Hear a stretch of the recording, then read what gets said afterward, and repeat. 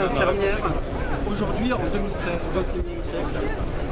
L'infirmière est évidemment un métier ouvert, polyvalent, à la fois libéral et hospitalier. L'infirmière, elle est l'un des pivots de l'hôpital en général, de l'hôpital public en particulier. Et c'est un métier qui est en plein développement avec des spécialisations qui se renforcent. Il y a l'infirmier ou l'infirmière généraliste, mais il y a aussi des infirmiers qui vont développer leur formation jusqu'à aller vers des formations universitaires. Les pratiques avancées se mettent en place et je suis absolument convaincue que l'avenir réside de plus en plus dans ce couple médecin-infirmier, l'infirmier étant encore une fois appelé à prendre des responsabilités croissantes dans le monde du soin.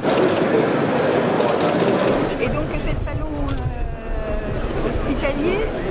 Pour les libérales, elles sont quand même là aujourd'hui. Oui, bien sûr, on a beaucoup de libérales, il y a des conférences qui leur sont dédiées, il y a des exposants qui sont là aussi, que sont elles, évidemment.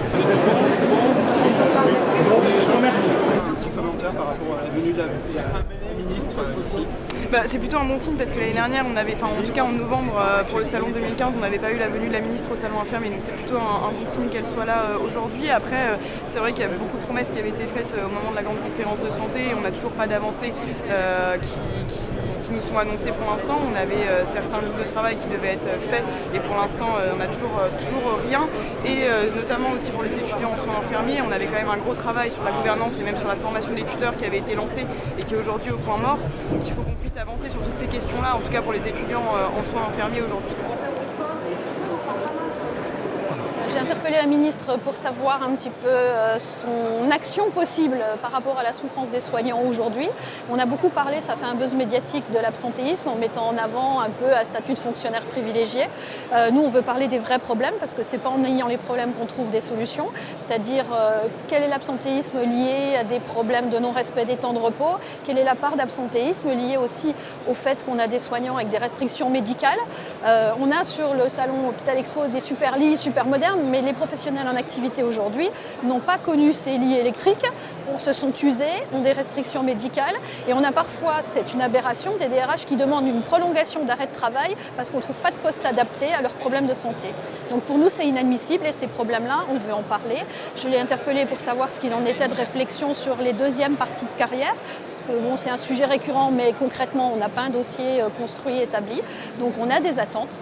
Je pense qu'elle a pris acte de ma question, je n'ai obtenu aucune réponse, mais on va lui laisser le bénéfice du doute et dire que ça va peut-être arriver bientôt, on va être optimiste.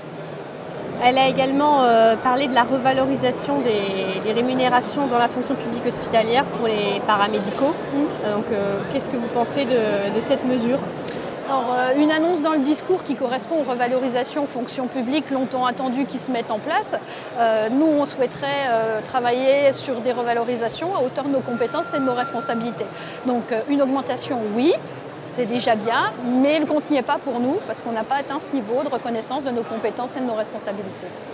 Donc ce serait quoi ce niveau par exemple ? Ce niveau, c'est une vraie reconnaissance par rapport au niveau licence, par exemple pour les infirmiers, au niveau à atteindre master pour les spécialisés, une vraie revalorisation qui prenne en compte ce niveau de compétence et la responsabilité accrue. Et puis on peut parler aussi des primes dans la fonction publique, parce qu'aujourd'hui on a des professionnels hospitaliers qui vont travailler non-stop, qui font des nuits.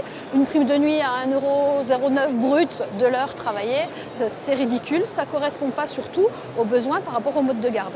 Donc bientôt, pour certains, même pas bientôt, on est déjà dans ce contexte où faire des nuits, c'est travailler à perte. Parce qu'on paye plus la nounou que ce qu'on va recevoir en valorisation et c'est inadmissible.